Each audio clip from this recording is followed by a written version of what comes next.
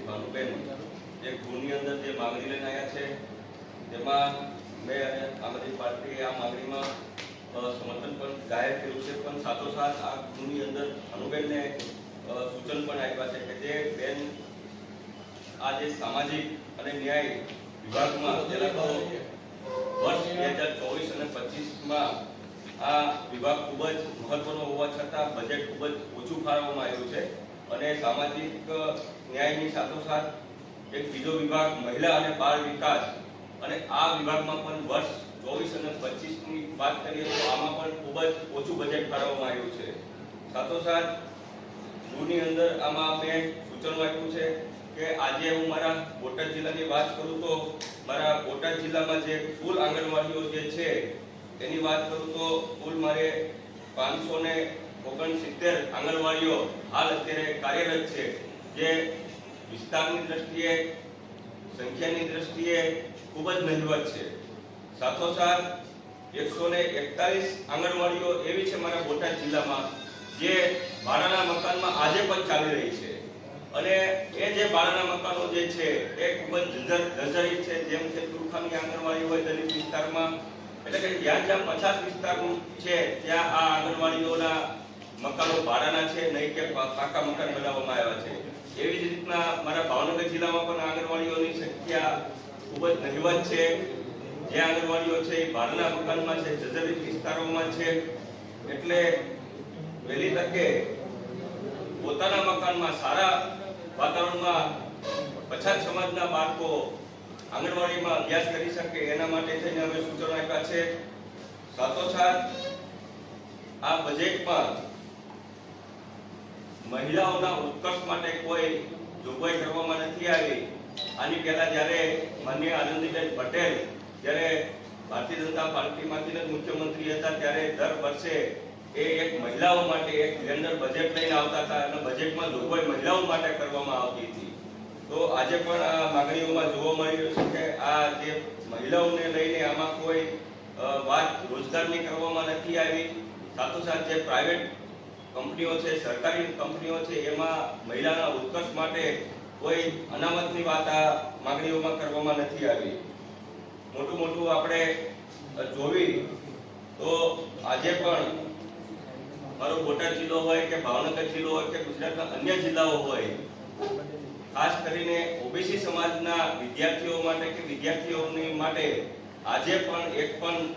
OBC સમાજની hostel જિલ્લા wise નથી, તાલુકામાં તો એક પણ નથી, પણ જિલ્લો હોવા છતાં પણ ઓબીસી સમાજ માટે એક પણ હોસ્ટેલનો નવા બજેટમાં પણ સમાવેશ કરવામાં નથી આવ્યો, જે ખૂબ જ દુઃખની બાબત છે। સાથોસાથ વાત કરીએ તો આજે પણ તમે જોયું હોય છે તો ભારતીય જનતા પાર્ટીની જે સરકાર જે છે એ ગણોત ધારાનું બિલ લઈને આવી અને બહુમતીના ધોરણે એ ગણોત ધારાનું બિલ પસાર કરી ગઈ, ત્યારે પણ મેં ગૃહની અંદર મંત્રીશ્રીનું ધ્યાન દોર્યું હતું, મીડિયાના મારફત ગુજરાતની જનતાનું પણ ધ્યાન દોર્યું હતું અને આજે એના પરિણામે આજે અમારા ભાવનગર જિલ્લાના જેટલા પણ ખેડૂતો જે છે, ગણોતિયાઓ જે છે, મોટાભાગના 90% જે ખેડૂતો હતા એ કોળી સમાજમાંથી આવતા હતા, આજે બધાની જે જમીનો છે જે 200 વર્ષથી આજે ખેતીની જમીનો જે વાવતા હતા એના વર્ષોથી વાવતા હતા, આજે એની ઉપર આ ગણોત ધારાનું બિલ ખોટું લાવી અને કાયદાનો ગેરઉપયોગ કરી અને એની ઉપર ખોટા કેસ દાખલ કરી લેન્ડ ગ્રેબિંગનો ગુનો દાખલ કરી અને એ જ મારા કોળી સમાજના ખેડૂતોને આજે તમે જોવો તો મારી થોડી પોલીસનો બળજબરી ઉપયોગ કરી અને જે 200 વર્ષથી જે જમીન ખેડૂત વાવતા હતા મારા કોળી સમાજના ખેડૂતો એની ઉપર અત્યાચાર ગુજારી અને આ ભારતીય જનતા પાર્ટી પોતાના મળતિયાઓને જમીન આજે સોંપી દીધી છે। એટલે કે આ જે ઘટનાઓ બની રહી છે ગુજરાતમાં એ ખૂબ જ ગંભીર છે અને આવનારા સમયમાં જો આવી રીતના ખોટા બિલો લાવી ભારતીય જનતા પાર્ટી અને ગૃહમાં બહુમતીના ધોરણે જો આવા બિલો પસાર કરી અને જો અત્યાચાર કરવામાં આવશે ઓબીસી સમાજ ઉપર, કોળી સમાજ ઉપર, તો ચોક્કસપણે હવે આનો જવાબ છે આમ આદમી પાર્ટી અને ગુજરાતની જનતા આપવા જઈ રહી છે। અને સાથોસાથ આ જે વાત કરીએ તો મહિલાઓ માટે આમાં માંગણીને લઈને આવ્યા છે એમાં કોઈ ખાસ જોગવાઈ કરવામાં આવી નથી મહિલાઓને રોજગારની વાત કરવામાં આવી કે નથી બીજી કોઈ વાત કરવામાં આવી અને ખાસ કરીને આપણા જે બાળકો જે છે ખરેખર સારા વાતાવરણમાં જો એને બાળ મંદિરમાં એનો અભ્યાસક્રમ જે સારા વાતાવરણમાં ઊભું કરવામાં આવે તો જ આપણા ગુજરાતના બાળકોનું ભવિષ્ય સારું થઈ શકે. પણ ખરાબ બાળક જો આંગણવાડીમાં એનો ઉછેર કરવામાં આવે, જર્જરિત મકાનમાં જો આપણા બાળકોને ભણાવવામાં આવે તો ચોક્કસપણે એ નાનું ઉંમર જે બાળક છે એને માનસિક અસર ખૂબ થઈ શકે એવું છે. તો આજે પણ આ જે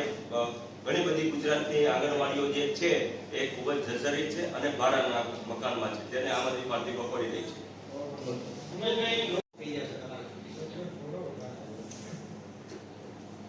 માનનીય અરવિંદ કેજરીવાલજી અને એમની ધરપકડ કરશે તો પણ અરવિંદ કેજરીવાલજી જેલની અંદર સરકાર ચલાવવાના છે, જેલની અંદર કેબિનેટ બોલાવવાના છે અને તમામ વિભાગની મીટિંગ જેલની અંદર જ કરવાના છે. એટલે કોઈ ચિંતાનો વિષય છે નહીં. કદાચ ભારતીય જનતા પાર્ટી ગોખલાઈ ગઈ છે, એને ડર છે ભાઈ અરવિંદ કેજરીવાલને જો જેલમાં નહીં નાખવી તો એ લોકસભાની ચૂંટણીમાં ભારતીય જનતા પાર્ટીને ગુજરાતમાં પ્રચાર કરશે. જો થશે તો ગુજરાતમાં પણ આમ આદમી પાર્ટીની સીટો આવશે, ઘણી બધી પંજાબમાં પણ આવશે, દિલ્હીમાં પણ આવશે. એટલે કે લોકસભાની ચૂંટણીને અટકાવવા માટે થઈને અરવિંદ કેજરીવાલને જેલમાં નાખવાનો જે તકતો તૈયાર કરી રહી છે, પણ ચોક્કસપણે ભલે જેલમાં નાખી દે, આમ આદમી પાર્ટીના તમામ કાર્યકર્તાને જેલમાં નાખી દે તો પણ અમે આમ આદમી પાર્ટી જે છે એ ગુજરાતની જનતા અને દેશની જનતાનો અવાજ હંમેશા ઉઠાવવાના છે અને મજબૂતાઈથી આમ આદમી પાર્ટી લોકસભાની ચૂંટણી ગુજરાતમાં પણ લડવાની છે, દિલ્હીમાં પણ લડવાની છે અને પંજાબમાં પણ લડવાની છે.